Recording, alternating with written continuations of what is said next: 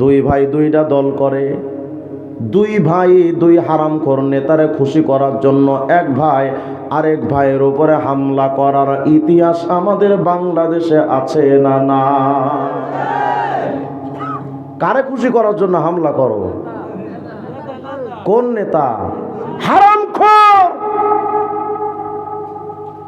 এই নেতাদেরকে এত আপন মনে করেন না। বিপদে যদি পড়েন তোমার ভাই পাশে থাকবে, নেতা কাছে আসবে না। আজকে আপনি যদি মরে যান, আপনি মরলে দেখবেন নেতারে ফোন দিবে, নেতাজি কি সমস্যা? আপনার অমুক চামচা তো পাল্লা বাজারে ঢাড়া বইরা মরছে। নেতা কি মইরা গেছে গা? জি নেতা। তো আমি কি করতাম? আপনি আইবেন না? নেতা মনে মনে আমার এইসব লাভ কি? ভোটও নাই, নোটও নাই, কথা আমার যা লাভ কি? নেতা ফোন দিয়া কয়া দেয়, তোমরাই দাফন করে দাও, আমার আসার সময় নাই, আমার ঢাকায় মিটিং আছে। কথা বল। আর তোমার প্রতিবেশী যার উপরে হামলা করেছিল এই নেতারা খুশি করার জন্য,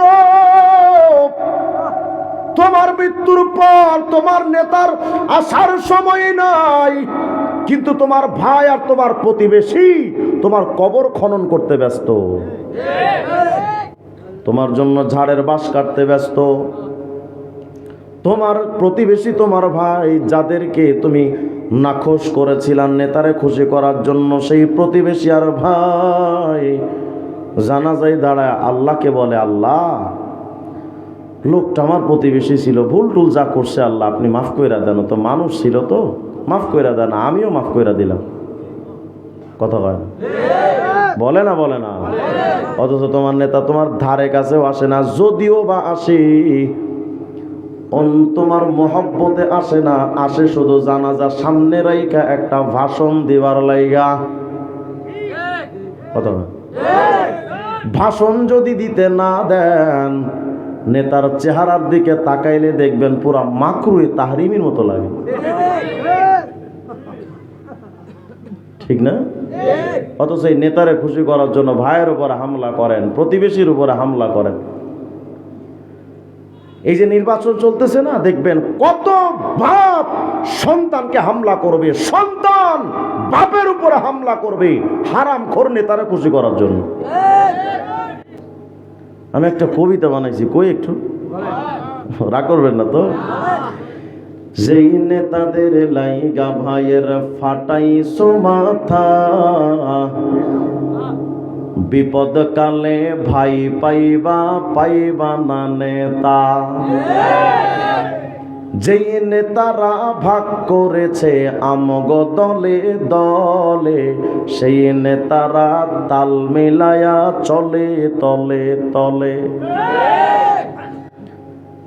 ওই নেতাদের লাইগা যখন পড়বি বিপদে, সেই নেতারাই বলবে শালা তোরে চেনে কে।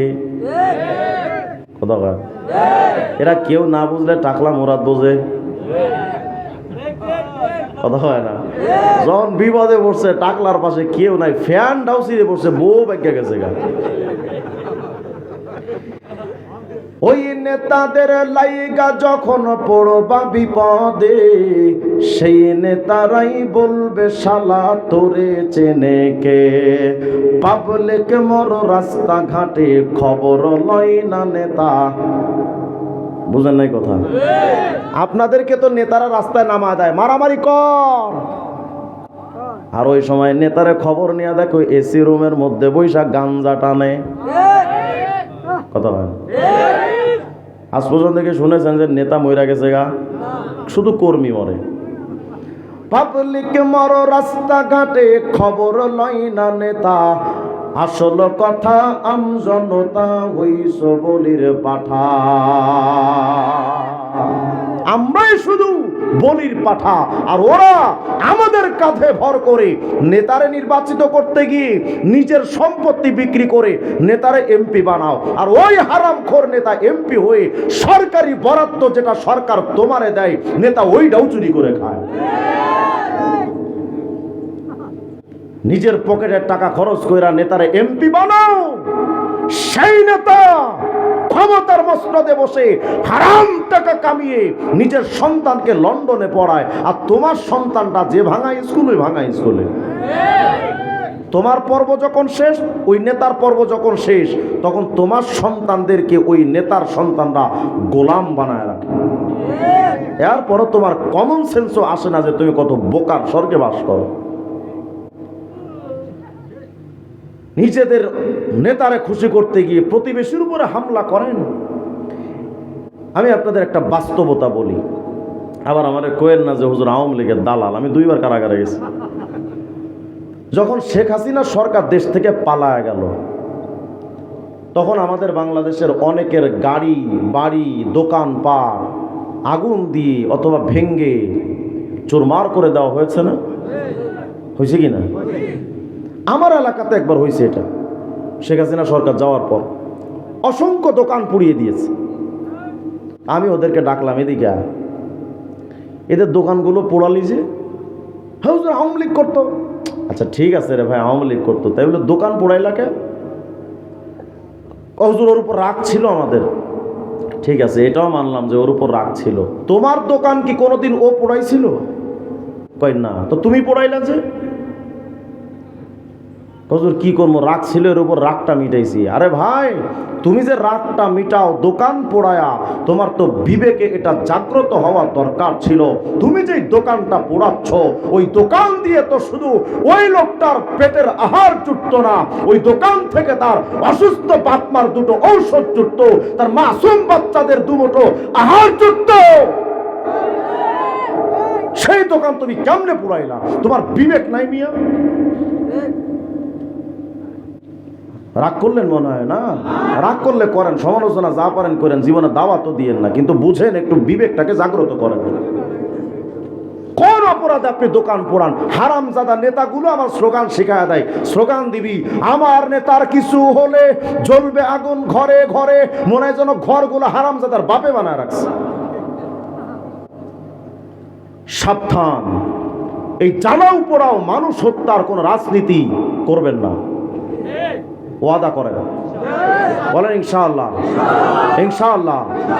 যারা হামলা করতে বলে, যেই নেতা এটা শিখিয়ে দেয় হামলা কর, দোকান পোড়া, ওই নেতারে যেখানে পাবেন জুতা দিয়ে পিটাবেন। এটা রাজনীতি করার কোনো অধিকার নাই।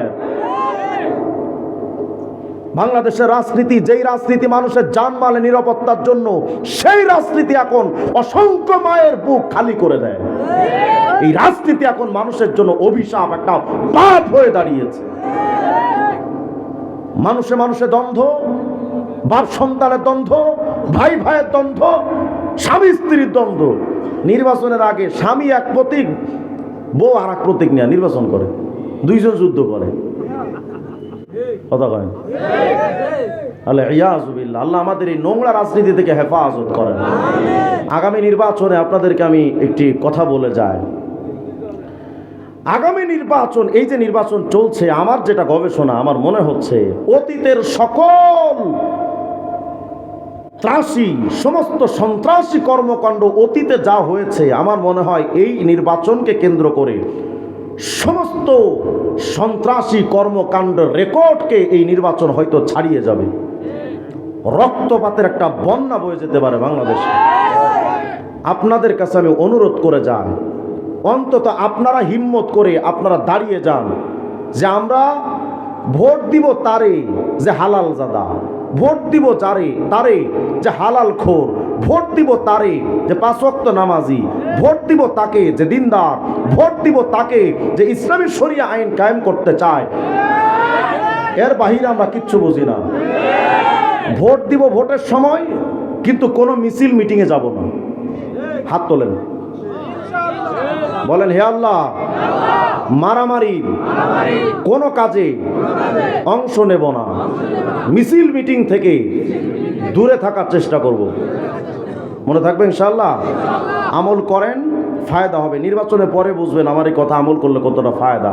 অন্তত এই এলাকায় কোনো মায়ের বুকটা খালি হয়ে না যাক, কোনো সন্তান এতিম না হয়ে যাক। ভাইরা, নির্বাচনের জন্য যে একজন আর একজনের উপর হামলা করেন, আমি নিজের ক্ষেত্রে ভাবি, আমারও তো মানুষ হত্যা করা, গুম করার কত যে হুমকি যে আমার ফেসবুক জুড়ে আছে। হেজবুত তাওহীদরা তো সবসময় 24 ঘন্টা লেগে আছে, আমারে তো মারতে পারলে সেলিম পুরা দেশব্যাপী মিলাদ পড়াইব। ওদিকে বাউল সম্প্রদায় আছে, কাদিয়ানীরা তো আছেই, ভণ্ড মাজার পূজারি আছে, এখন নতুন করে আবার একটা গ্রুপ বাইরেছে। এরা আমারে না পারে যেন ছিঁড়া খায়ালায়। কিন্তু আমি নিজের ক্ষেত্রে মনে করি, কথা তো বলি আল্লাহর জন্য, কি পথ থাকবে আর কি সম্মান থাকবে আর কি না থাকবে এদিকেও দেখার সময় নেই। হায়াত যে কয়দিন আছে হকের কথা এটা চলতেই থাকবে, পুরো দুনিয়া উল্টে গেলেও বন্ধ হবে না। তবে আমি নিজের ক্ষেত্রে ভাবি, আমি যদি মারা যায় তাহলে আমার সন্তানগুলোর অবস্থা হবে কি, তারা আমার মৃত লাশ দেখে কি হালতটা হবে। আমি এটা যখন ভাবি তখন কল্পনা করি, আহারে রাজনীতির সকল মানুষগুলো যদি নিজের ক্ষেত্রে এটা ভাবতো যে আমি মারা গেলে আমার বাচ্চাদের কত কষ্ট হবে, তাহলে অন্য মানুষের গায়ে এরা হামলা করতো না। কারণ তারও তো বাপ মা আছে, তারও তো সন্তান আছে, তারও তো আপনজন আছে, তারও তো মা আছে। আপনি মরে গেলে আপনার মায়ের চোখের পানি আপনি কি জিন্দা থাকলে সহ্য করতে পারতেন? তাহলে অন্য মায়ের চোখ থেকে এত পানি ঝরাবেন কেন? সুষ্ঠু একটা রাজনীতির জন্য আমরা সকলে ট্রাই করা দরকার। পারবো না ইনশাআল্লাহ? আল্লাহ আমাদের তৌফিক দান করেন, বলেন আমিন। আর আরেকটা কথা আপনাদেরকে বলে দেই, রাজনৈতিক ব্যক্তিত্বদের বাস্তব ভিত্তিক সামনে মুখরোচক কথায় পাগল হবেন না, বুঝেন নাই? মানে এরা মুখে মুখে যেটা বলে এটার বিশ্বাস করেন না, এগুলো ডাহা মিথ্যা কথা কয়। এবং রাজনীতির সময়ে যারা ধর্ম নিয়ে ব্যবসা করে এদেরকে বয়কট করা লাগবে। যারা এই সমাজে মানুষকে বলে যে আমরা কোরআনের আইন চাই, সৎ লোকের শাসন চাই, হিন্দুদের দুর্গা পূজায় গিয়ে আবার কয় রোজা পূজায় এক, আস্তে কর নাউজুবিল্লাহ। এই সমাজে কিছু মানুষ এমনও আছে যারা বলে কোরআনের আইন চায়, আবার খ্রিস্টানরা দেখা করলে কয় জানা আমরা তো শরিয়া আইন কায়েম করব না। কত কেন আছে না নাই? এই ধরনের দুই নাম্বারই যারা করে তাদেরকে বয়কট করা উচিত। যারা মুখে বলতে পারে আমরা ক্ষমতায় গেলে শরিয়ার আইন কায়েম করব, ওরাই একমাত্র ইসলামিক রাজনৈতিক দল। এর বাহিরে সব কিছু ধোঁকা।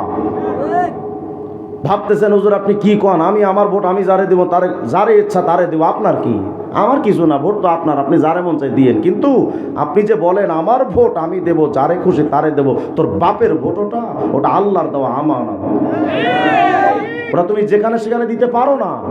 তোমার একটা সাক্ষী কিয়ামতের ময়দানে গিয়া দেখবা 1 লক্ষ কোটি টাকা দুর্নীতির মামলা, 1 কোটি ধর্ষণের মামলা, 5000 লিটার মাদক কারবারের মামলা। আল্লাহ, আমি হাজি সাহেব বুড়ো মানুষ, আমি ধর্ষণ করবো? কাহুদবাতি সাউবি, আমি ধর্ষণ করবো?